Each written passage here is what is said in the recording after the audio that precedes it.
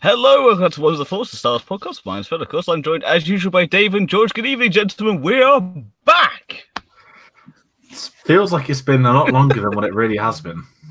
It feels like an absolute age. I couldn't believe when you kind of look back that, we did the show for The Mandalorian, and then we kind of slipped away gently into the night for the festive period. And yeah, it has felt like a long time since we've sat down and talked Star Wars. Yes, and in all honesty, has anything nice happened? We've all had nice. That's another question. We've all had a good time. We've all been, chatting like decent people to one another. We can't say the same for most people. Hey, even people that hate this film are talking nice. It's a new breed of enemy, which we'll get into. Yeah, we'll get into that. We'll get into that. But first, let's just address the nice part. Let's talk about yesterday and the wonderfulness that was the brand new Clone Wars trailer and poster. Because I just want to talk happiness before we divulge into the fandom. Well, I think we'll talk this. What we're going to do, I'm just going to, if you are watching it on live, I'm just going to actually play the trailer. There'll be no sound, but it's just for us to talk over while we look at what's happening in this awesome thing. So if I start that, and we'll continue talking. So yeah, we got this just dropped, and we knew it was coming because the show is creeping up ever slowly to some date we're not sure of, but well, it's confirmed. What was it, February 20? There was a rumor over the last month saying like February 14th, and they were wrong, and it's actually 21st, which I guess we get announced. Yeah. But the trailer came out of nowhere. There was no talk of a new trailer. It all gone a bit quiet. You had the post-Mandalorian Episode 9 blues, and and then out of nowhere, notification to the phone, Clone Wars Season 2 trailer. Season 2? Sorry, the final season trailer 2. What a terrible trailer to get. Why would I want to watch that? And this blew me away. I'm not here to bash the stuff. This trailer is maybe one of the best trailers in the entirety of Star Wars as a franchise, not just TV and the films. This is one of them. Got me. Whoa! I need this out of my life now. And there is going to be so much to divulge from this. We're going to get. Is it 10 or 12 episodes? 12. It's going to be amazing. We've got new costumes. We've got Anakin pretty much in his Episode 3 costume. We've got Obi-Wan looking fantastic, and That's basically have the trailer. He looks so angry as well. And I'm trying to keep talking over the trailer, so if anyone's listening on audio, there's just not silence for 2 minutes. The more interesting stuff is the Episode 3 comparisons, because there are shots in here that look like they're from the Battle of Coruscant. There are lines of dialogue at scenes ripped right out of Episode 3. Really taken right from the movies. I think Clone Wars isn't going to finish with Obi-Wan and Anakin going off onto the Coruscant. I think Clone Wars is going to do all of Order 66. And it's going to be I think this is going to be not an epilogue to Episode 3, but I think this is going to kind of, at a point, be in line of Episode 3. And then I think the last episode or the series just could end of Order 66. It would be an awesome place to kind of go through it. There's so many little things and nuggets of information. You're right, it was an amazing trailer. It shows everything, and we've also spotted, and it's been well publicized now, that Kanan is also in there as a Padawan, which is just this awesome little follow-through nod for us to get that seed planted for the character. Awesome for them to put that in. Indeed, of course, as I said, this beautiful poster as well. Sorry for those of you on audio who are not able to watch along. However, we'll have. I think we've got the poster on our Facebook and our Instagram pages. If not, we'll get it up there at some point. But it is absolutely stunning. Of course, George, you put up in the chat not only the poster, but of course the poster for the first season of Clone Wars and how it's come along. The animation just looks beautiful. And also, you've got Yoda gone from the forefront, and instead we have Ahsoka. Which shows the levels that this character has grown over, the 12 years now? 12 years, Jesus Christ. Yeah. It's going to be a very interesting watch. It's going to be so nice to revisit the prequel era. I know I kind of dropped you guys we didn't really message too much Star Warsy things with each other over Christmas. Of course we did, but it wasn't like December. I think that's the best way we can all put this. It wasn't December. But I was begun my rewatch of Clone Wars. Luckily at the right time because I've now got like 90 episodes to watch in 30 days. And I said to you guys, like, you know, to me, a small opinion, the best era of Star Wars. You can have your Old Republic, you can have maybe the new high era, which we'll discuss. Sequel trilogy, original trilogy. To me, it's the prequels. Now, it's probably a lot to the fact that I grew up with this trilogy. Films, it's my kind of trilogy in the sense of, I think certainly not that you guys are that much older than me, but the people that first watched the prequels at the cinema, I think are a little bit more attached, which is just, I think that's just life. I think that happens to everyone. There'll be kids that no doubt are attached to sequel trilogies. They grew up with them too, as many people did with the originals and the special editions. And looking at Clone Wars again was just, whoa, new planets, new storylines. We've got our Revenge of the Sith cast there, but we're going to find out so much more, and it's going to be just amazing. I mean, the Clone Wars is what brought me back to Star Wars after a long hiatus of kind of giving it all up and thinking, it's fine, it was a movie, and I've moved past it now, like some people should. But so yeah, and the Clone Wars what really pulled me back into this. So to get this new 12 episodes, new series, the place is going to take us, and you're right, we're going to get either right into Order 66 or we're going to go right through Order 66. I do think the fact they've shown Kanan in the trailer, we will see that moment where he leaves his master for that thread to then run through Rebels when he mentions it. I do think we'll get some of that. Looking forward to more. I'm not quite sure we'll get that purely because they have covered that in the comics, but in the Kanan comics, that's on the telly. I was going to say, the thing is, don't get me wrong, Phil, I'm not going to make a dig like I did after midnight when I was actually in a really bad mood and I felt like I took out on the comics. It's in the comics, yes, but there's also an Ahsoka book, but the Ahsoka book is now the final season of Clone Wars. Well, parts of it. I think they'll show it. I think Joker, spoiler alert, we have the origin of the Joker in the Joker film, and it ends with, spoilers, Bruce Wayne's parents being shot. Not that it's not happened 7 times before. And then it's like it's a little nod to the future in that world. Doesn't need much, but if they're going to redo Order 66, even if it's 10 seconds of Caleb Doom, his master, whatever, a 5-10 second moment is just going to be, yes, it's fan service, but oh my word, that is going to make Rebels even better when you continue the rewatch to that point.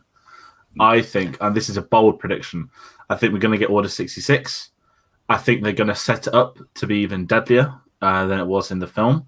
I think they're going to probably explain why the Jedi Masters are in these countries, not countries, these planets. But I think it's all going to be done point of view of the clone troopers. Could be. I mean, interesting to see if they set things up like having Ki-Adi-Mundi go off to Magneto or have other bits and pieces.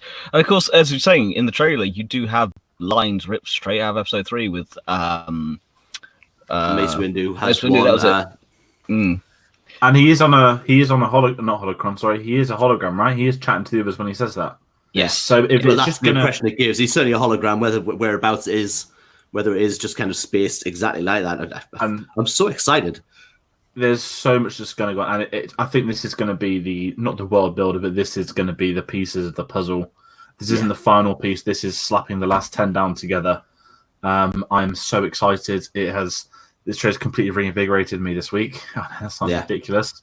But after the last month, obviously we'll get into. We've got a lot of episode 9 news to discuss. To be fair, more news than anything. But I really needed this. I've started my rewatch as well. I'm doing it chronological order for the first ever time. I'm on episode 29. And my word, when the season 3 episodes are like the first episode of the entire series, it's been the best episode for 20 episodes. I can't wait as it gets deeper and deeper because that show grew so much. And as we said before, Ahsoka, no one was a fan after the Clone Wars movie, myself included. And all credit to Filoni, to Lucas, to instead of listening to people moaning and saying, we'll just give her less minutes, it was what?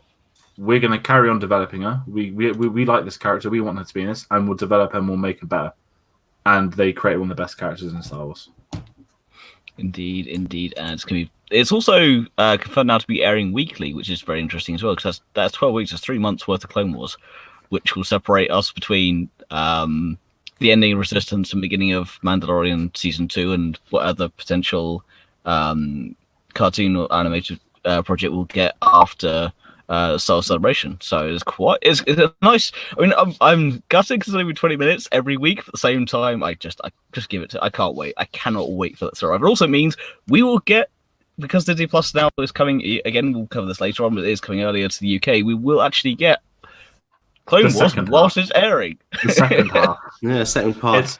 It was without doubt the most tragic piece of news in the week was Disney UK fans. You're getting Disney Plus early. I was buzzing. 1 week early. Oh,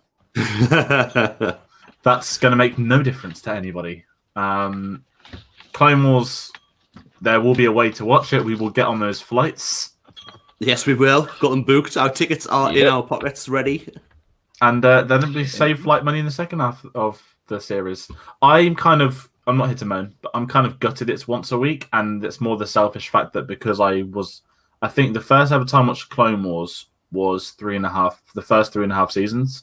Yeah. And then it jumped to weekly because I caught up and I didn't watch it for like 3 years because I can't commit to, especially 20-minute episodes. It's a real struggle to commit weekly. I rewatched them all in 2015 when it was done. I haven't seen season 6. I know everything there is to know about season 6. I'd never seen it because I couldn't get a legal copy of the episodes. Obviously, Disney Plus will rectify that. But I know obviously it's been out for ages. I mean, I do have the Blu-ray of the Lost Missions. Yeah, you had to get it imported from like Germany, and I'm just not when into it first that. came out. It was like £32 for Yes. like 12 episodes. Like, I can't do that. But mine is a German import. I will not lie. I wish we had 2 episodes a week. I know we can wish for whatever, but 12 weeks of 20 minutes is going to be a lot harder, I think. And obviously, I did forget. We did it with Rebels, but Clone Wars is you're ready for that binge, and it's the reputation of Clone Wars having 120 episodes to watch on Disney Plus, and then it's now you got to wait 12 weeks the next 12. But it will be worth the wait. It's going to build up talk. It's going to build up hype. Yeah, and at least it's being finished. At least we are getting the end. That is the one good thing. Yes, it's going to be weekly, but at least we'll have that. By the time it's done, it can be put to rest, and it will be complete, not this unfinished business. Yeah, I mean, I don't know to you guys, but it totally feels like this is going to be, and probably will be for a lot of fans, a total palate cleanser of this is what some people aren't happy with, and now Clone Wars, which pretty much across the board, I think, is now across the fandom is certainly a beloved show. Like I say, with Ahsoka and the drive for a character from being this character people game and we just despised her to being one of the biggest characters in Star Wars ever. And I think this is going to settle a lot of people. Like George said, I really needed this lift from Clone Wars coming up to doing this show, and after the last few weeks, and yeah, let's see, we'll talk about all that later. But I can't wait. Indeed. But shall we move on, gentlemen, from the Clone Wars and jump more into our news? Talk about the Rise of Skywalker 1 month on. So now stands at 1.029 billion worldwide. Needs 100 million to finish 4th for 2019. Hopefully 304 to catch The Last Jedi. Maybe not. I don't think it will. Unfortunately not. I really hope it gets the 100 mil, but we are looking at one of the strongest Oscar seasons of my recent memory.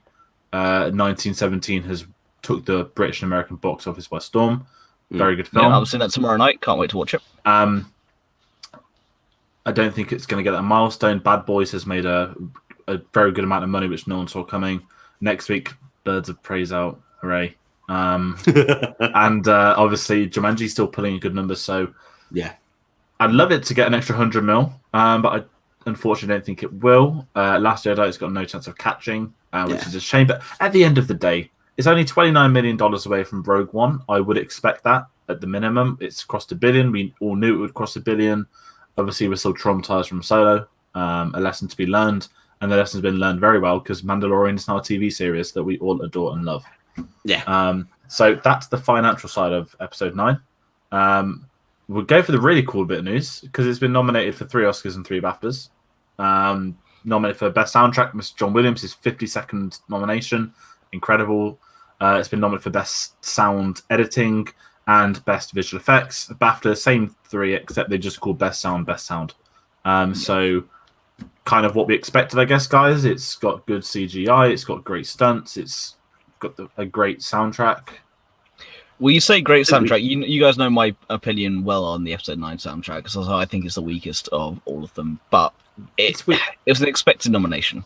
We said from very early on that we expected John Williams to be nominated because it is the closure of the saga and his last Star Wars soundtrack. Had it been just him on a whistle blowing it throughout the whole show, just like a referee whistle, I still think would have got nominated just because of what it was. But and that band, or a kazoo, just all of it, kazoo music, not anything else, not one other instrument. But yeah, so we all knew that was kind of coming. But I do like the soundtrack. There is a lot of it that is motifs and callbacks to previous music. So whether I'd love them to give it to him, or even on a simple, like just this is for doing all the Star Wars music, well done. I just don't know if there's enough in there for him to take that. Yeah, and I'd love it. And you know what? I didn't like the soundtrack at the start. I've listened to it a lot more since. There's some good songs in there. There's some songs I like. Not on a level to me of the previous films, but the fact John Williams is still getting soundtracks out that people could dream of at his age is amazing. But I will say there's a very, very great song called Farewell. There's a couple of great songs. Journey to Exegol is remarkably a cool one to drive in the car to. Not that I'm in a rush to get to work like him. But no, the soundtrack's definitely improved upon listening. However, I have seen myself go back to the episode 8 soundtrack a lot since this still. Yeah, I mean, it's up against Joker, Little Women, Marriage Story in 1917. Now, granted, I haven't seen... Joker's got this. It's a very, very, very well done, unique, original soundtrack. 1917's got one of the best songs of the year, which is the exact same as a Hans Zimmer song from 20 years ago. Marriage Story is phenomenal. It's done by the guy that did Toy Story, which makes it even more devastating. It's about divorce. But I'd love Williams to win. I'd honestly love him to win. I mean, for visual effects, it's got it's up against Endgame, Irishman, Lion King, and 1917. I think Endgame might get it. Again, I don't. I think the nominations are nice. I just don't see it picking up an Oscar this year. No, it's a shame. It's the bog standard that, Endgame will win VFX because it's literally entirety shot in a green screen studio. Lion King won't win it, even though it should, because it's the animated remake that people don't want. Irishman's great for the young CGI stuff, but it's not got as much CGI as the other two.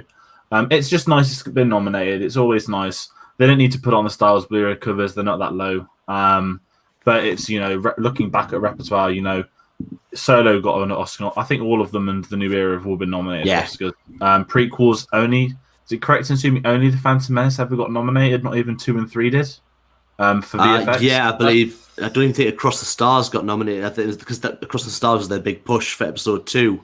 But I believe, it's only the episode 1 soundtrack that got nominated Oscar-wise. But we'll find out in a couple of weeks. It'd be a very delightful surprise. But yeah, shall we move on to the it's more of a statement. Last Jedi now dropped to 52% of Rotten Tomatoes, which makes it officially the lowest ranked Star Wars film. Right. Now, Rotten Tomatoes is the most hypocritical thing in the world, because when you want a statistic to go in your favor, you use Rotten Tomatoes. I'm not gonna lie, I've done it. When you don't want a statistic to go in your favor, you just say, "Oh, Rotten Tomatoes is it's full of this and that." Yeah. So I make myself a hypocrite if I follow it. What I will say is it's a 50. That's a 50 split, half like it, half don't. It's the lowest on paper, but really, is this worse than Attack of the Clones? No, nothing is. I drew a picture today that was better than Attack of the Clones. It's one of the. I can understand why it's low. Again, it's at the end of the day, people feel Rotten Tomatoes. It's not a fact. It's people's opinions. You can choose to follow it. You can choose not to follow it. The most interesting thing about episode 9 on Rotten Tomatoes is that it's got a 52% critic score and like 86% audience score, whereas Last Jedi has like 93% critic score and 50% fan score. Yeah. So that correlation's more interesting than the actual reviews of each. But it doesn't surprise me, and I can understand. We said this before. I understand people's dislikes of this film. I understand people's likes of this film. Personally, for me, it didn't work because of a key core subject called Palpatine. However, if it worked for some, that's great. I've got no issue with people having fun watching this film, because a lot of people have had fun watching this film, which is nice for them to see.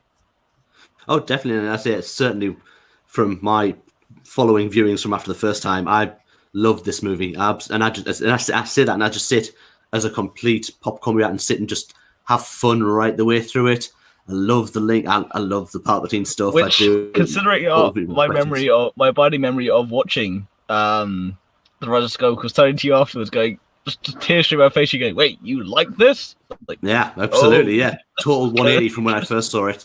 Craziness, but yeah, like seeing it a different movie the second time I saw it and the third time I saw it, just amazingly different. So yeah, I am over the moon with this movie. I can't wait to be able to sit down and watch them all again. Second viewing, it was a lot better for me. Third viewing, same. Fourth viewing, same. The things I like. The things I don't like, I don't like. It's as simple as that. And I took myself in a different step watching these. Like, at the end of the day, I love the prequels. There's a place in my heart, and I understand why people dislike the prequels. And I grew up with them, which is a big, big, big thing. I think had certainly the younger generation coming through, they're growing up with these, they will very much have the same opinion. Hey, some people don't like Return of the Jedi, and others choose to give it a free pass because it's one of the originals.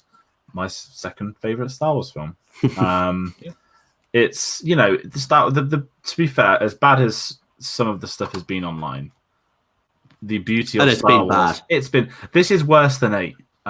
Because are we going to go for it really quickly? We might as well. While we're in, we'll go in now. Then it's over and done. I'm going to make an opening statement. This isn't a court case. I like what they did with Kylo and Rey. I thought that was fantastic. The concept of a Reylo was ridiculous after Episode 7. Not to mock them, but the concept was that's a vague ship as in shipping. What Rian Johnson 8 made two of the most interesting Star Wars characters made it from being a lead trio to a duo, one a villain, one a hero. And Reylo was suddenly, you know what? That can work. He's written in a way where it can work. Let's see what they do in Episode 9. Episode 9 did it. They had their kiss, then Solo died. And I thought, wow, I'm happy for them. Especially the Reylo fans, they got what they wanted. Apparently not. Yeah, that's what I thought. Yeah, even the people that not that I know loads. I mean, I do know a lot of people that don't like Last Jedi, but even they've kind of said that Reylos, they got the kiss, they got the ending they were after. Did they expect a war criminal to get up, walk out of a building, and be like, "Yo, what's up, guys? I'm Ben"? No. That's me politely saying that I understand why some of them dislike it. Some of them have said, he didn't speak for 40 minutes, except saying the word owl. But the outright abuse I've seen put towards JJ, Chris Terrio, John Boyega, of all people, who has took nothing but abuse for 5 years. He first began being racially abused for being a black stormtrooper, which was ludicrous. He then got racially abused for being a black Jedi and holding a lightsaber, which is ridiculous. He then got abuse of everyone for being Kelly Mead Tran in Last Jedi.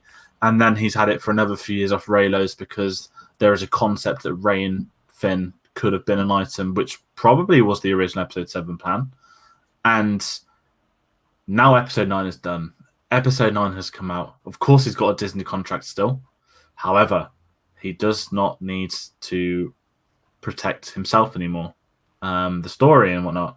And on a drunken New Year's Eve, John Boyega cracked. I say cracked. It's the opposite of cracked. This is what he waited for. He put a couple of people in their place. He made a silly joke that blew out of hand, and the non-stop barrage of attacks that have been going for him for 4 years. He had enough, and John Boyega has my utmost respect. I respect him now for sticking up for himself more than I ever could have. For seeing all the stuff that's been tweeted to him over the weeks. This isn't just John, this is everyone, but particularly what John Boyega did.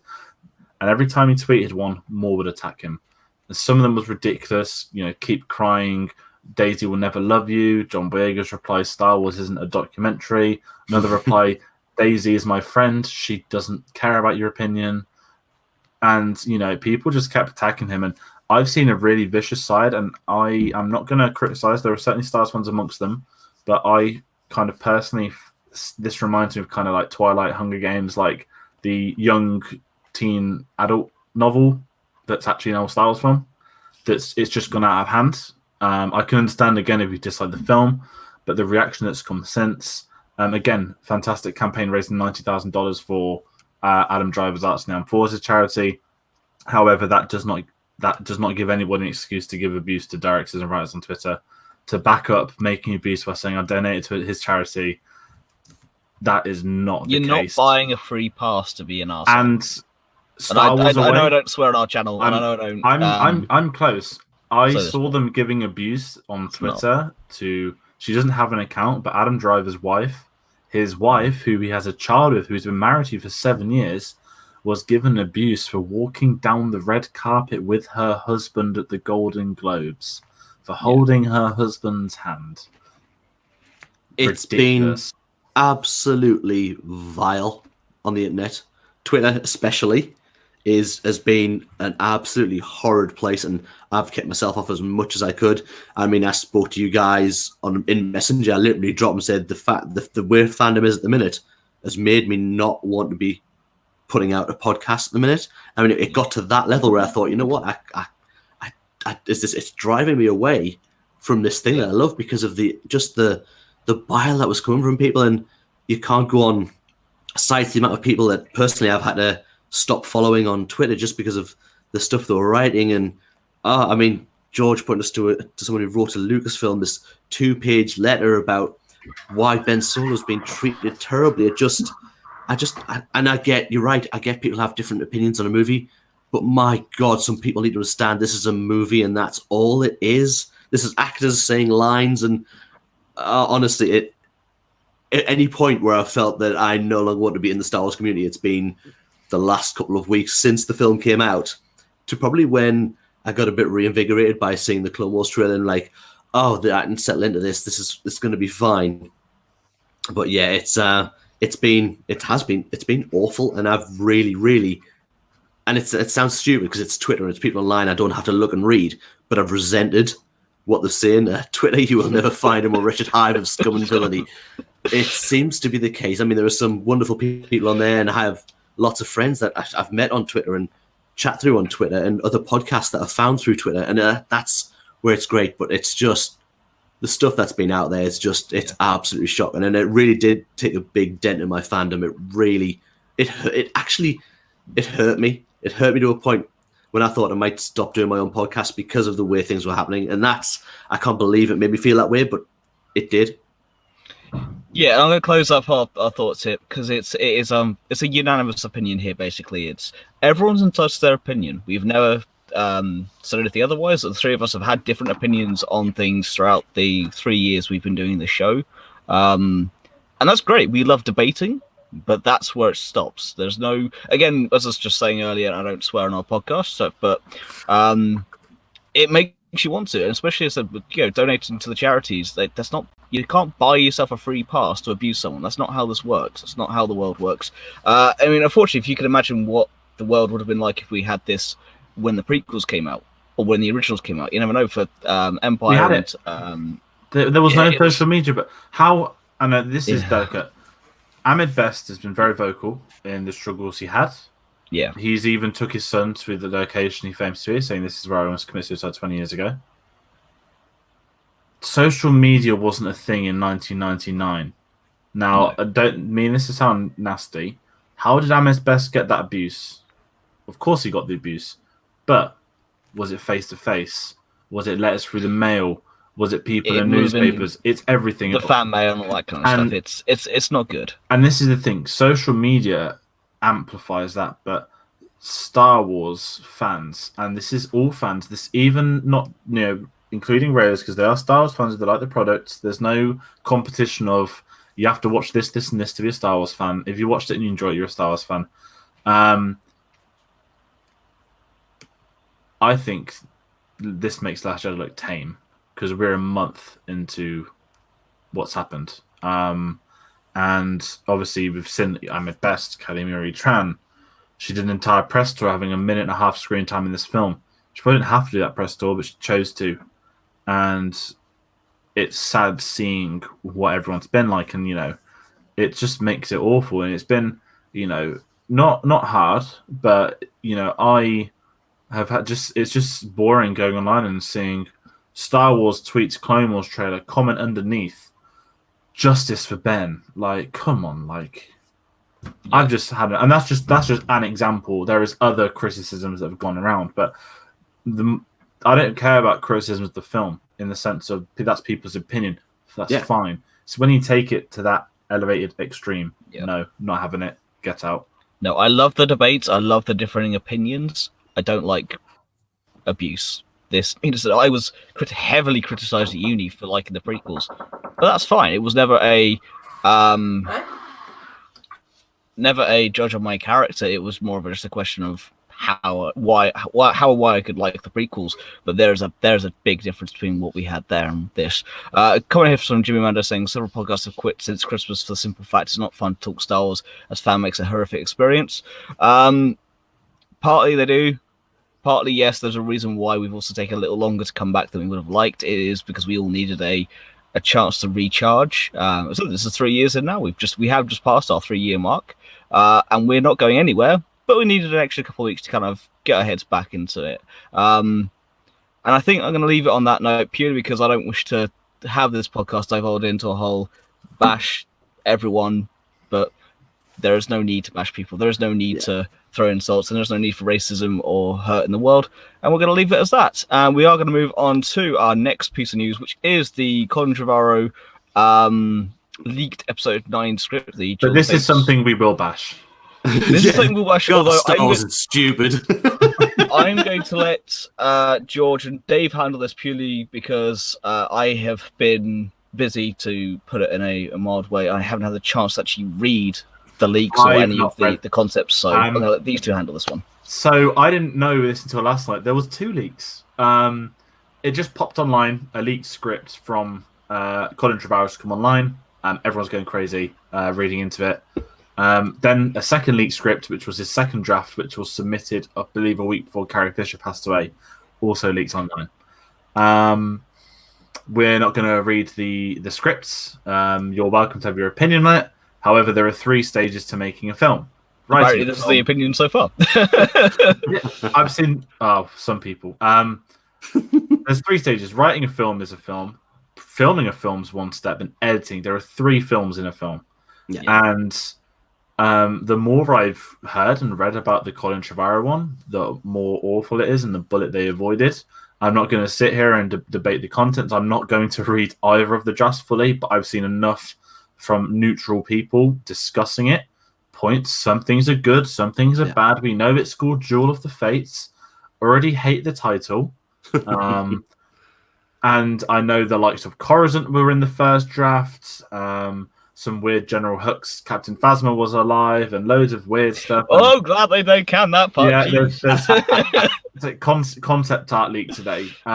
Some good stuff, of course. There's some good stuff, but ultimately, without addressing the elephant in the room with Carrie Fisher, when he got sacked, the big story that went around was that he submitted his second draft a week before she passed, and when she passed, it kind of made it impossible for them. I mean, they didn't like his script anyway, but obviously he couldn't address the issue at hand of obviously rewriting it all, etc., an impossible task. And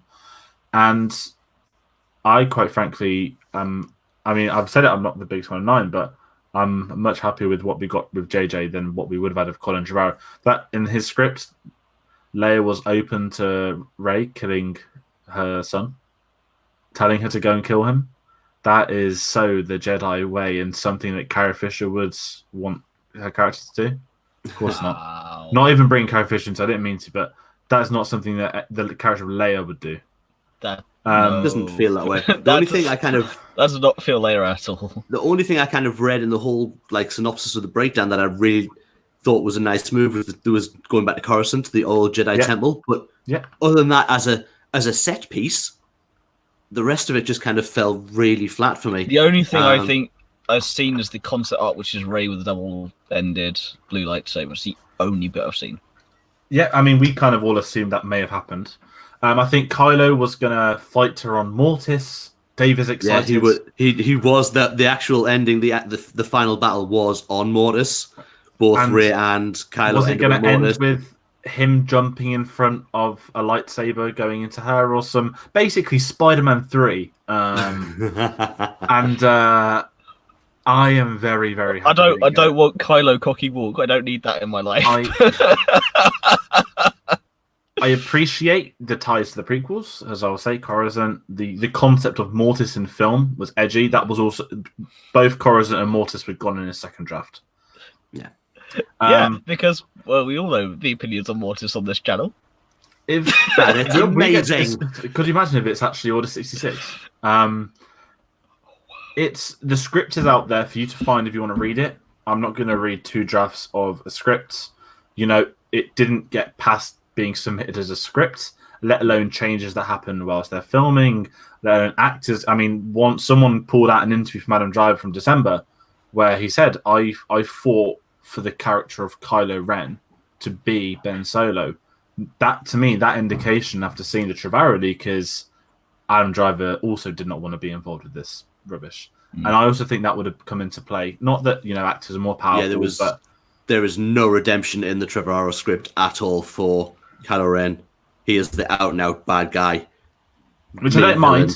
I don't mind Kylo as a bad guy. That is what I wanted. But when the redemption ends up being in episode 6, I'm just going to jump in front of a lightsaber for you. That's not a redemption.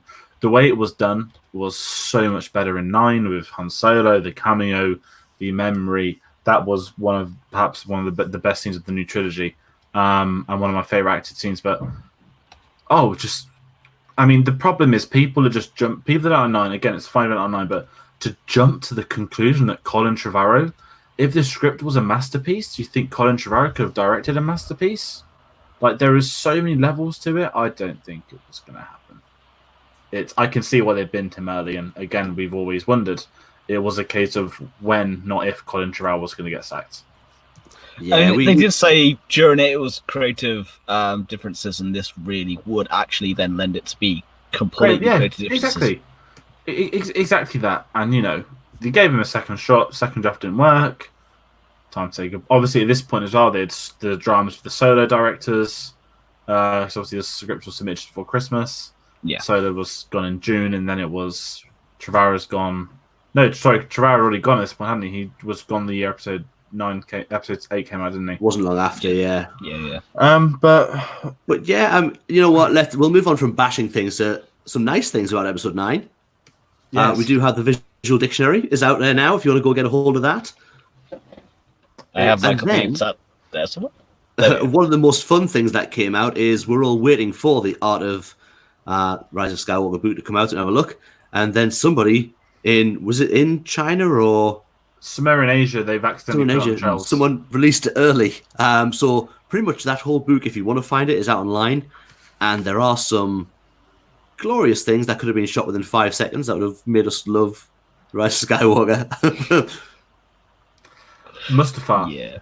Yeah. Literally that one shot with Vader's castle in the background. There's enough spoilers here about the book, but yeah. The sad thing is that was a real shot from a film. That wasn't concept art. That was a real still that's made it into that film. And, we're not going to debate an extended... Well, we keep having these rumours, the extended cut being It's not a thing. It's a Reddit rumour. No. I know. We're going to get to rumours later. But the one thing I'll say about this art book is people need to also understand that concept art does not mean it was really considered for a film. I've seen people saying concept art, saying not what you mentioned, the lightsabers, but I've seen like a concept art that matched one idea from Colin Trevorrow. People are like, Disney stole this from us. I'm like, have you ever read a concept art? That released it early, so Korea. There we go. Which Korea? Yeah, it's just one of them where I'm very excited to read it. I love reading those books. Episode 7 had the concept art of the Death Star remains. Hey, we got that 4 years later. 1983 had a throne for the Emperor. Guess what? That's in 2019.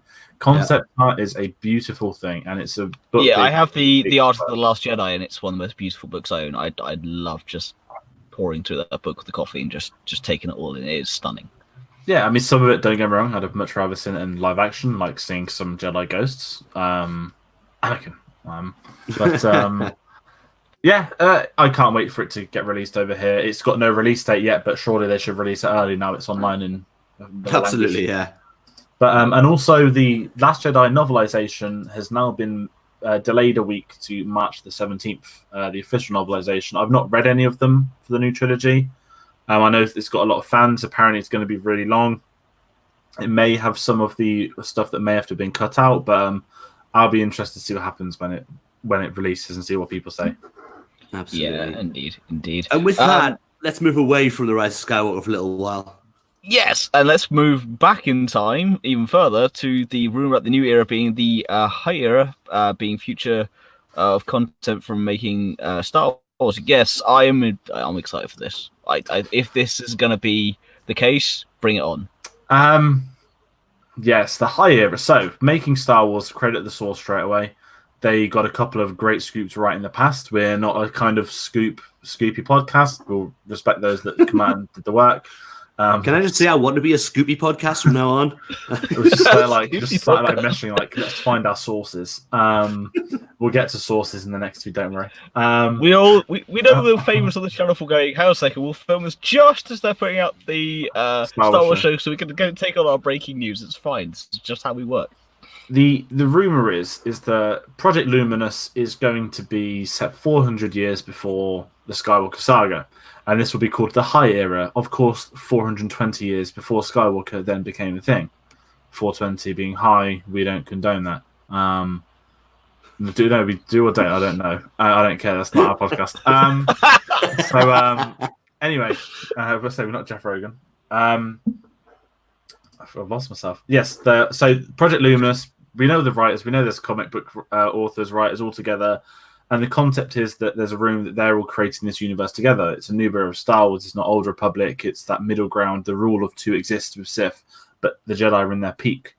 Now, they are claiming that the future of the Star Wars films will not be trilogies, will not be a series, will not be episode numbers. It will just be a film series set in this high era. And if they want to dip other Jedi into other films, bring in other directors, basically do the MCU, it would be this, quote, high era. Now, of course, this is a rumor. Personally, I believe there's a bit of truth in it, more so the Project Luminous side than the films. Of course, I may be wrong. They have had it mentioned in the Rise of Kylo Ren issue number 2. Luke does talk about the High Republic era, which is the first time we've had it referred to as the High Republic. Yeah. Sorry, I read that, but I forgot. I'm sorry, I was reading Jimmy Mando's comment. I don't think fandom can be trusted to be nice of Prime Yoda. It should have gone of any pre-existing character. The problem with this is that it's not a problem, to be fair. Yoda's 800 years old, so if they're doing something 400 years before Yoda is 400, he is middle-aged, or he's like a teenager hitting puberty, because Baby Yoda's 50 and he's 3. I personally don't see it happening. I see the concept of them wanting to do other films that aren't Skywalker Saga, that can be their own thing.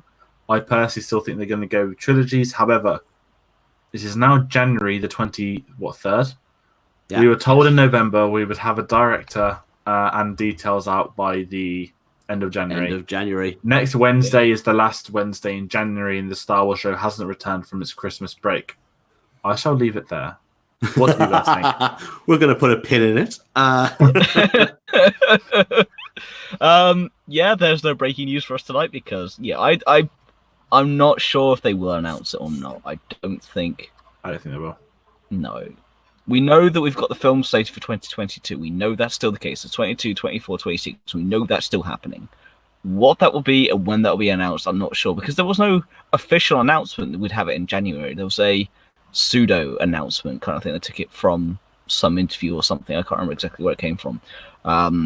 So I think it will be the High Republic era. I think it will be trilogies, though. I do not think it would be a that MCU style. I definitely see Project Luminous being this shared universe with comic book authors and writers, and not to diss Phil. You cannot have a franchise that needs you to read comics and books as well as watch films and watch TV. Not even the MCU makes you read the comics, and I don't think that would work for Star Wars. The bigger and more expanded they make Star Wars in a small, similar timeline, is going to make it a lot harder for them to do their own thing. Yeah. If that's their goal, I'm behind it. I'm intrigued to see who they hire and who they have hired. But time will tell. Yeah, the books and the comics will just be there to add to it, not to make you understand it. That's where they should use it. It's where they have used it so far, barring that one little Fortnite bit that we will not mention. So don't speak on your 42-inch TV.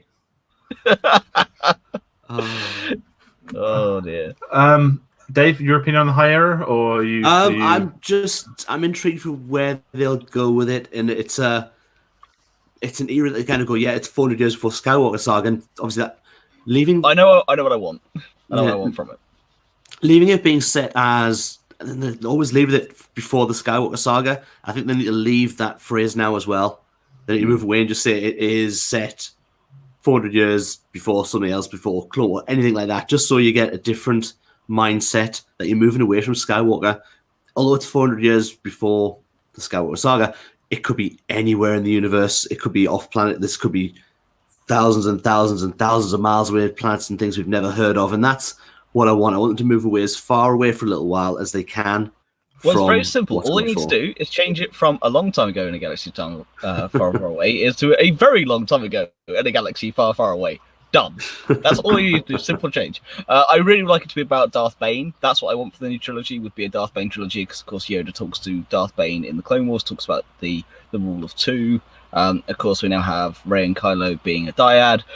There is so much to add to it that I think that would be a really cool way to go.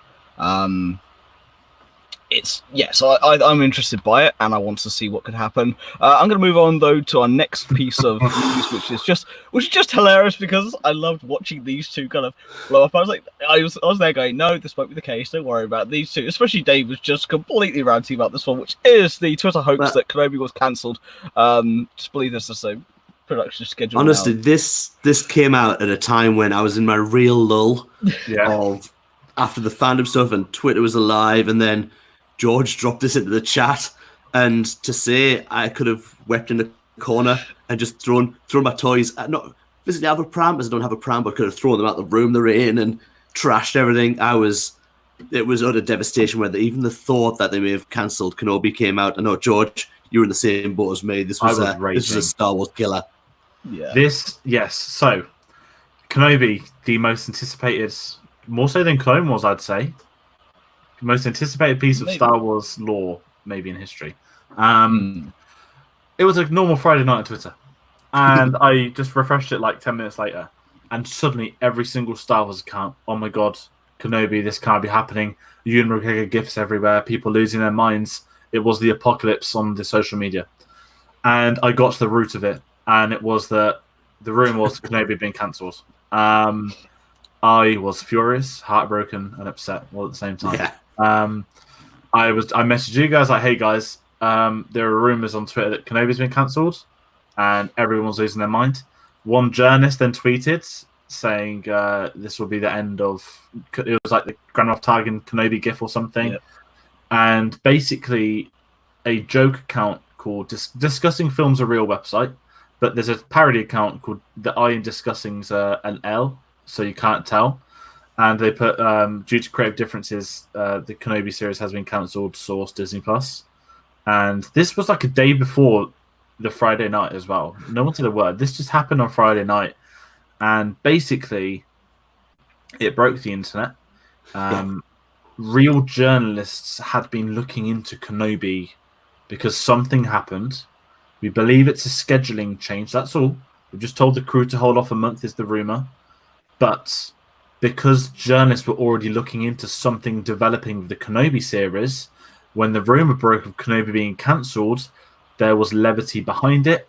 Yeah. And then within an hour, Ewan McGregor's reps had reached out to a website and said, no, it's still happening.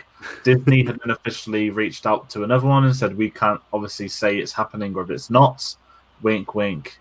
It is. But for 1 hour, I was furious. I venomously messaged my friends that it's time, not like it's Arsenal Fans TV, but it's time for this person to go. Goodbye. I was losing my mind, raging, furious. And you know what it made me realise? Is that I just needed some positive Star Wars content. I I need some Ewan McGregor in my life. I don't want to watch Birds of Prey, but I may have It was hilarious watching these two just completely devolve into it. I didn't buy into it. I was like, no, this is not going to be the case. They wouldn't have brought McGregor back and announced it. Already Had it happened, Phil, you would have been doing this podcast on your own. So That's the thing. That was what made me realise. I was one bit of bad news away from being done with Star Wars. yeah, exactly. I was in exactly the same place because of what had gone on from the film release. That was literally there was a camel's back waiting to be broken, and it would have been this, and I would have just, you know what, that's it, I'm done, I'm out. I put that in our message. That I literally said, if it happens, I'm out, and I was as serious as as anything when I said that. It was yes, all right, it's ridiculous, I know, but it was just how I felt at the time. I was in such a low ebb with fandom that it really, really nearly pushed me to just quit it all. And the podcast would have bombed because it would have been, hello, we're back to Ones with the Force, the Star Wars podcast. I'm Phil, of course. One with the Force. And that's it, done. Yeah, exactly. One with the Force, yeah. I'm one with the Force is with me, and no one else is, okay, I'm done. Goodbye. Yes, no. Again, yeah. Hello, welcome to One with the Force. Yes, of course, even YouTube is catching up with this. Thank you, Robin, for that one. Yeah, no, happy that's not the case. Can't wait for that to come out. Other bit of random rumor is the Taika Waititi reportedly being offered to direct a Star Wars film. I'm okay with this. I'm not sure if I want it, just purely because I want him to stick more. I don't know if I want a Star Wars comedy film. That's kind of my thing. I feel this is not common sense, but the guy directed an episode of The Mandalorian. For one moment, I believe that Disney have discussed directing roles with him. They've allowed him to direct an episode of the series, have a leading role, be it Disney's neighboring studio Marvel directing another one, which is able to nab Christian Bale in a Marvel film. Who on earth would have ever seen that coming? Doing Jojo Rabbit, nominated for 6 Oscars, including Best Film. He's currently doing a football drama with Michael Fassbender. This is arguably one of the most in-demand directors in the world. And when he's already established at Lucasfilm, there would be no reason for them. I'm not even saying offer him a film, but I am definitely guaranteeing that they have discussed it. Whether they offered it to him, whether he accepts it, is two different stories. But they would be bizarre not to. Yeah. Yeah. It'd be absolutely crazy not to offer this man. You're right. Right now he is on the crisp wave that's been going. Obviously he had that, but obviously Thor Ragnarok kind of really started things rolling for him, and then obviously Jojo Rabbit's been. I've been behind him ever since. What We Do in the Shadows for me. What We Do in the Shadows, and it was just incredible. The guy it's well earned. The praise he's had is well earned, and what he's done with it and what he's made is, it deserves the praise he gets. So I'm not sure if I want a comedy film, although Robin has just put in a comment saying, look, we did the finale Mandalorian, that wasn't a comedy episode. That is true. And JoJo's not as much a comedy as it's made out to be. There's some really devastating real life stuff in there. And he got the balance. I do want to watch that, yeah. But Taika, I mean, looking at the offered Star Wars slate, we've got Deborah Chow's Obi-Wan series, we've got We've got Kevin Feige producing a Star Wars film. We've got Taika Waititi being offered a Star Wars film. We've got a Rian Johnson trilogy down the line. There are so much Star Wars things happening. When they announce that next director, plot twist, George Lucas, it's going to break the internet. Oh, that would break the internet. That would indeed. I mean, we are skipping a few stories ahead, but since we mentioned the maker, he almost broke the internet without even knowing he was going to break the internet when Jon Favreau posted up the little glorious picture of Uncle George holding Baby Yoda, and it just went everywhere. This thing was viral. Like, I've not seen anything take a hold like Jon Favreau's. Must love his Instagram, and it's such a blurry photo that he may have taken that on the sly and not let George know he was taking it. But I absolutely adore that George he seems so involved in that show. Like, really heavily involved. He seems to have been there a lot of the time over the whole 8 episodes in the first series. Do you reckon this is season 2? Do you reckon he's back on set? If it is, I believe it is. What window in the background? What have we just missed? Dave, fill the picture back up. What have I got on here? What window? It's probably just a set design. It is. I'm trying to wonder what's going on about there. Don't really, nothing spoilery. It's Baby Yoda, and no, it was a nice photo. It's like the Maker with his great grandson. He is the future of Star Wars now. Oh, I'd love him to come back. I'd love him to just It would be look. full circle. George is It would be full directing circle. X episode of episode 2, season 2 of The Mandalorian. You're right. That picture coming out now, being on his Instagram, it's not going to be an old shot. That's going to be while they're shooting series 2. So it's I love the fact he's so involved. Definitely. So that is all of the rumor news, I guess we can say. Yep. Now we're going on to straight up facts. Star Wars. We said we need to stop saying the word. The Skywalker Saga. You can now pre-order your 4K Blu-ray box set. I think it's Target in America. In the UK, it's exclusive to Amazon. That is the official box and artwork. I love the Ralph McQuarrie on the Blu-ray on the pages. I utterly despise that padlock and the Death Star. Sorry to be controversial, and yes, I've pre-ordered it. But when we had some of the finest piece of artwork in Star Wars lore with the Anakin and the Luke on the Blu-ray box set, to then just have, oh look, the Death Star. Yeah. I see why it's simple, effective, but I have pre-ordered this nonetheless. I have not. It's an absolute. It's glorious. I mean, there are. Is it 22 discs? I believe it's 22 discs, 27? but it's also 27, isn't it? 27. Yeah, it's also 180 quid. Well, now it's 200. Yeah, it has gone up in price. It's now £200. Oh yeah, true. I mean, Due for nine demand, I think. For 9 4Ks with Blu-rays as well, it's not that bad. And I trust that they've done a good enough transfer. Yes, there's McClunky on episode 4. The final cut. I'm very excited to. I know Disney Plus is going to have 4K, but I'm sorry, nothing beats physical media. Having it on disc, that is going to be beautiful to display my Star Wars box sets with, and I just need to save up for it now. Yeah, there's a reason why I haven't brought that's purely because I can't afford it at 180. Well, that £200 now. It keeps going up. If it keeps going up, I definitely won't be able to afford it. But yes, at least it's now available to properly pre-order. Again, we haven't got a huge amount of time remaining. There's a lot of things we've still got to cover, so I'm going to crack through it. Star Tours is now updated to include Episode 9 Planet. I can't remember which one that is, though, off the top of my head. And we lost to Dave. George? Yes, sorry. I'm trying to figure out what's happened to Dave. Star Tours... I've never been on Star Tours. I have heard very good things about it, and I believe it is the planet. Is it not the forest moon of Endor, but it's the one from Episode 9? I think the water one of the Death Star. It's either that or it's Exegol. Yeah, it's one of the two. I can't remember off the top of my head. Again, I have read it, just haven't seen it again since. So it's passed me by. I did go on the original Star Tours back in 2001, so a long time ago, nearly 20 years ago now. I was in America. I went to Disney World in Orlando, and I did go on the original Star Tours. Actually, went twice because I loved it so much. My parents were like, okay, we'll take one again. And there's a picture of me when I'm 10 years old on a speeder bike outside the front of Star Tours. I need to find that picture. I know it's around somewhere. Do you have short hair? Yes, I had short hair. I had blonde hair at the time as well. Whoa. Yeah. That's blown me away. Yes, I should find that picture and then we could break the internet with me as a 10-year-old. Yes, no, very short hair back then as well. Now we have Dave back. Hello, sorry about that.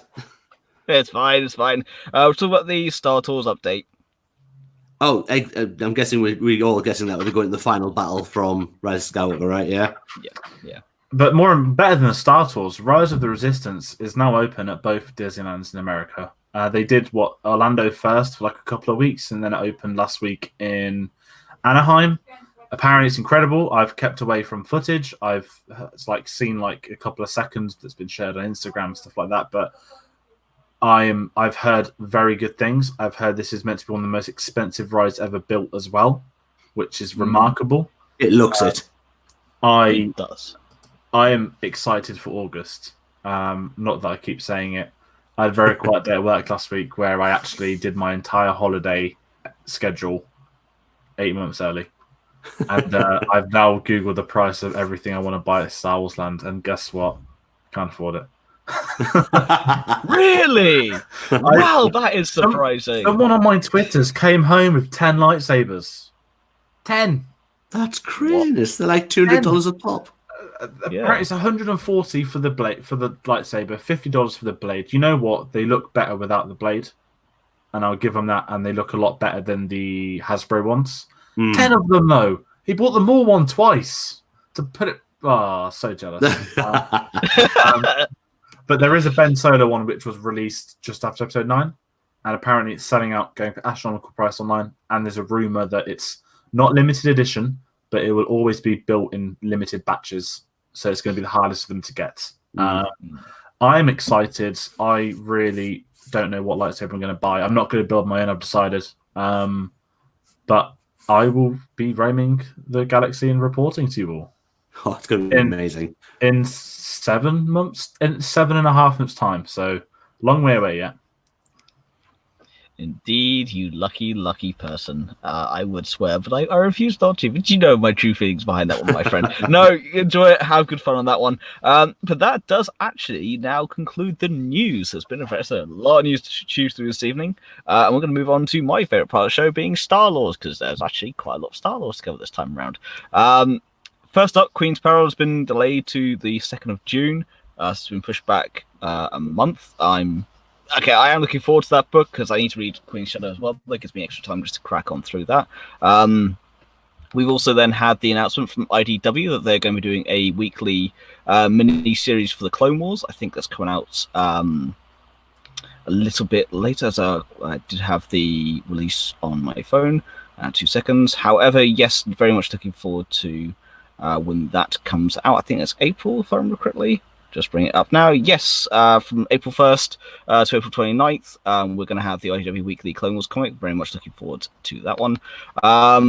Yes, as well as that, we have something else as well. Again, try and bring it all up at the same time. It is very infuriating when I have not been around. We also have... Where's my schedule? That was Star Wars #1. The #1... Yes.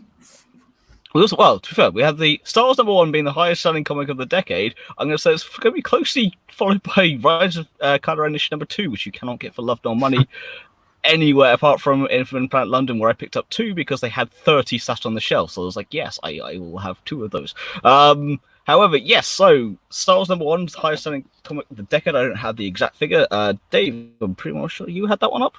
No, I've literally just checked out the story before it came online, so I don't know how many copies it has sold, but it literally came out and they said, look, for the decade that we've just finished, this was the #1 selling comic across everything. So, I mean, Star Wars comics, yeah, it's just been a massive success. I think it was 2015 that it came out. So, I mean, the fact that it's had, some comics, like even Marvel, DC, would have come out in 2011, 2010. Yeah.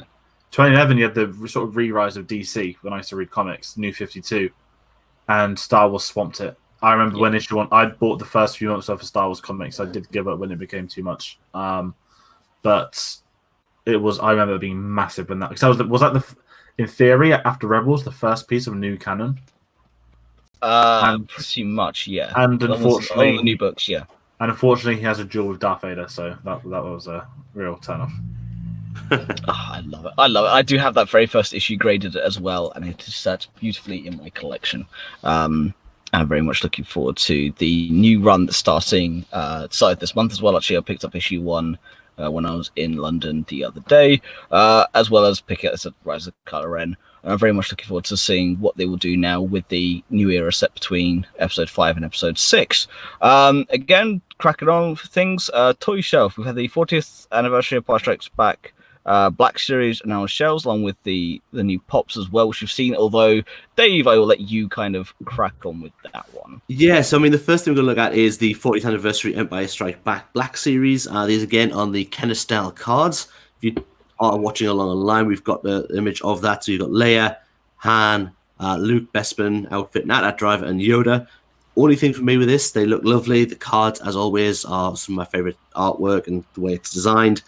But all figures that have been readily available in the Black Series and other versions already. So a bit of a letdown. I would have liked some new characters to have been brought out in that for me. My Black Series thing is kind of over now. I'm kind of past Black Series, unfortunately. I'm only really there for, not exclusives. I really want the San Diego Boba Fett from last year. But A, it's too expensive. B, I actually don't have anywhere to put it. So I'm happy with my 2 Phantom Menace ones and my Celebration 2016 Kylo Ren.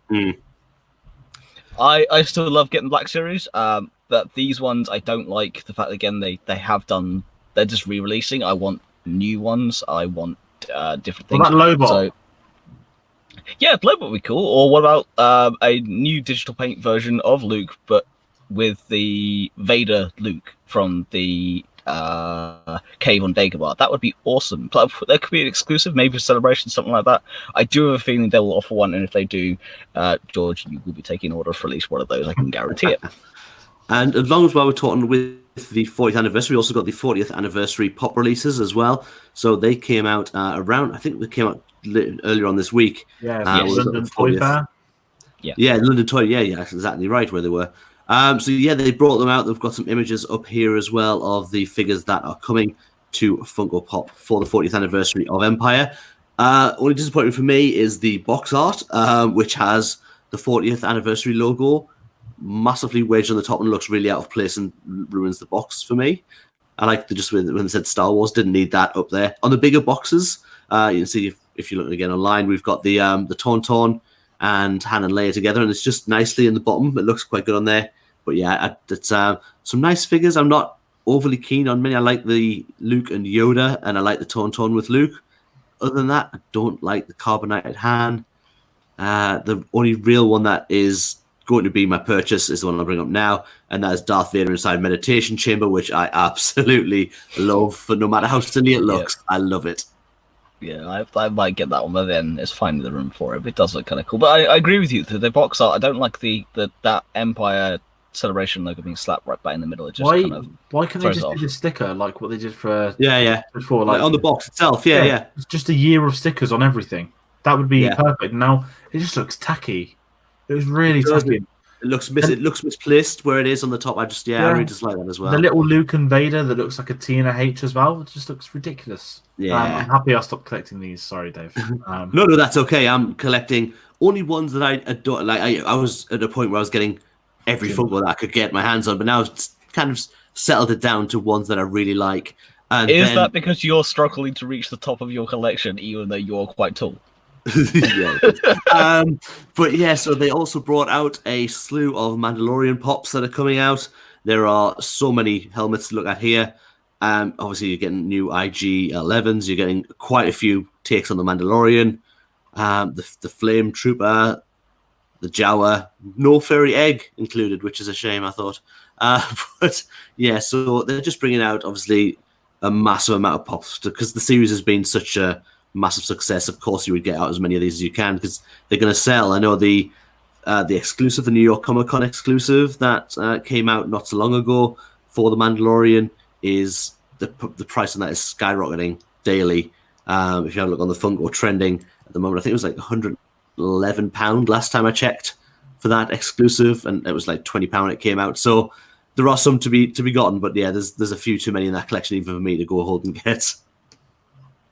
And that's something when Dave even goes, no, that's a bit too many there, a bit too many. Again, so we've got to talk about the new Lego UCS. Next one's been voted for by fans. So it's a choice between the Nebulon frigate, you've got the TIE Bomber, and the LAATI. I know which I want. I know which one. I think all three of us unanimously just went, we want the gunship. Yeah, I mean, had they released the Rebel ship, I'd have been down for that. That's such a cool design. I've not really seen it as a set before. That would look phenomenal as a UCS set. It looked like the Death Star 2, so then I'd want a Death Star 2. However, when you put the cloned gunship in, apparently of the 31 Star Wars sets that are UCS, 27 of them have been original trilogy. Yeah. 4 of them prequels. I can't even tell you what the 4 prequel ones are. I'm sure someone can tell me. But Robin will tell you about 30 seconds time when the delay kicks in, and he just puts it down immediately. I'd like him to tell me because I want to know. It has to be the gunship. Clone Wars is coming out next month. This is going to be the Clone Wars time to do it. And as a UCS, that will the either TIE be... Bomber, I think, is one of them. So one of the original trilogy ones. I'm pretty sure. I don't know if it is one of those, but I know it's been done before. They've done a TIE Fighter. Why do they need a TIE Bomber? Yeah, you don't. That's the answer. You do not need that as a You can make UCS a as well. custom. You can make a custom TIE bomber. You can't do the gunship. The design of that will be harder than the other two. It would be so good. Does the Yoda bust count? That looked abysmal. Sorry, I'm reading a comment. The Yoda bust is UCS. The original one from 2004 is original trilogy because it's him on Dagobah. But the Yoda, that new one's dreadful. I don't think that counts. Surely not. I hope not. But anyway, I know what I'm voting for. I wonder how much it cost. Because would I buy it? That's the question. I just want to know what I want to know really is of size. I want to know how big it's going to be first. I want to know the size will dictate the price. I mean, if it's anything like the Falcon, it'll be £500-600, and it'll be ridiculous. But they can't justify that though for a prequel thing. That's the good thing about the prequels. They can't justify it being the same price as the originals.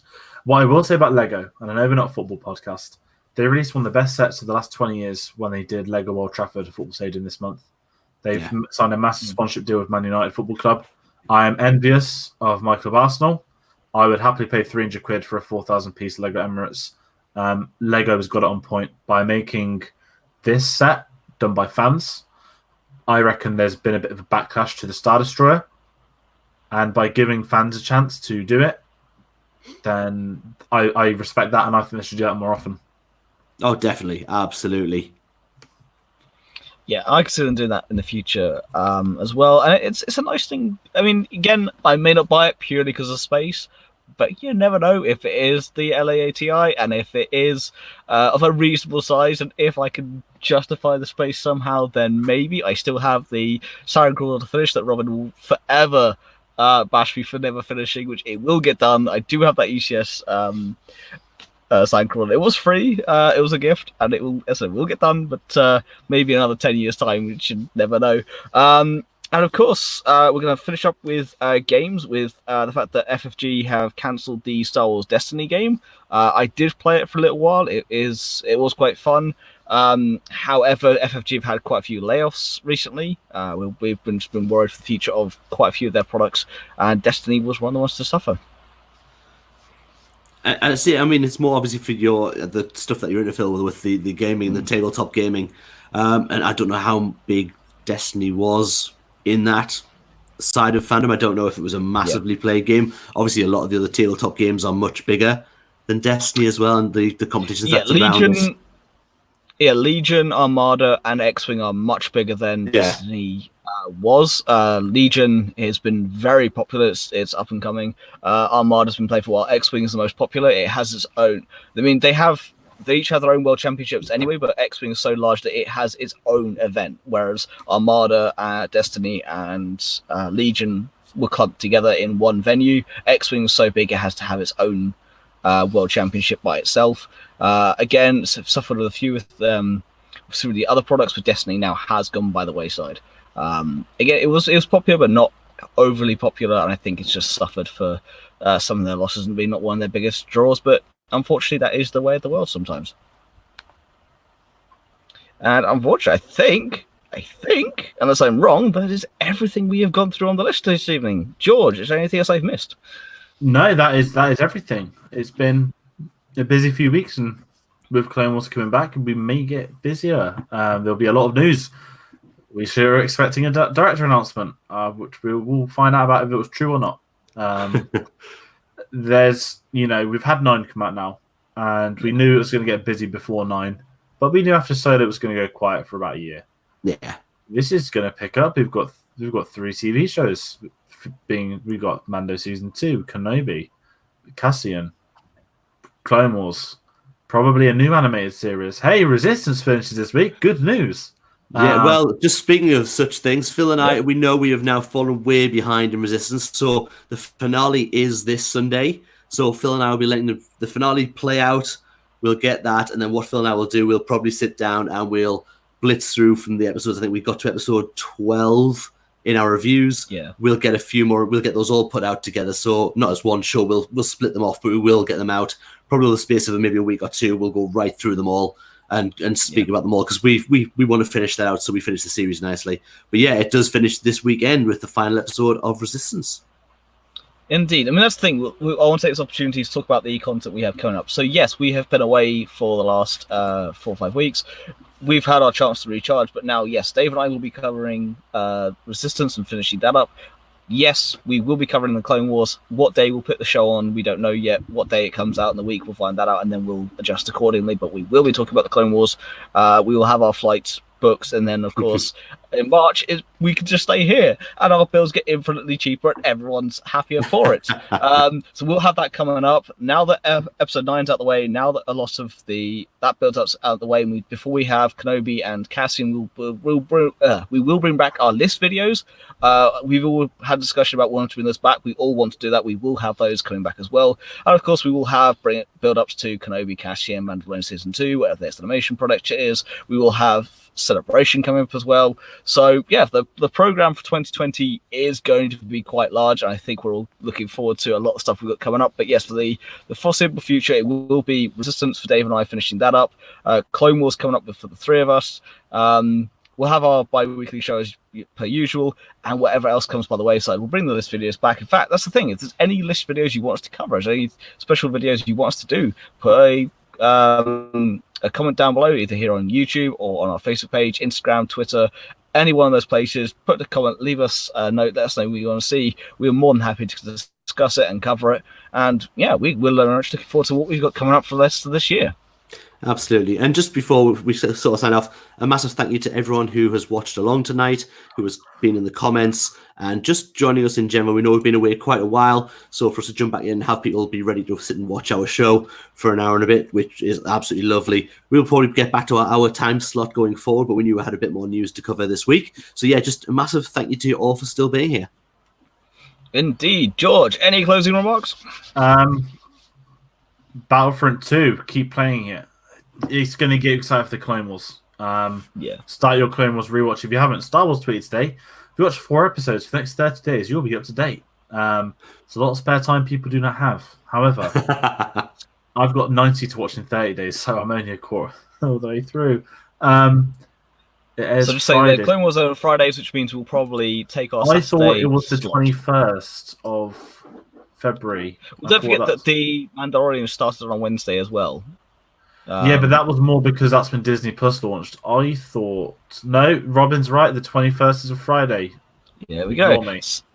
So yes, so we will have... so we'll probably put in our usual Saturday time slot for the Mandalorian then. We'll probably have we'll figure it out when it all comes out and where our schedules can fit us. Definitely. Pretty much. But yes, no, looking forward to some of the content they got coming for Battlefront 2 as well. I do admit I am very much looking forward to playing that. But yes, I think that's about it for tonight. So, as Dave said, thank you all for watching and commenting. It's nice to come back and have you all ready to join us and to talk throughout the show. That's been really just nice to see after our break. So all I have to say is, of course, thank you very much. Don't forget to like, share, and subscribe. You can find us on Facebook, Instagram, and Twitter at Once the Force Stars Podcast, at the Force Podcast. You can find our merch in the description down below for our Teespring store. We are here on YouTube live every other week, along with our Facebook page as well. You can also find the audio version on Podbean, Stitcher, Spotify, and SoundCloud. No, there you go. That's me thinking about Dave screwing it up the last time he did the Mandalorian show to go watch it. So yes, no, we are on Podbean, Stitcher, Spotify, and iTunes. There we go. And of course, we've Once the Force. May the Force be with you. Good night.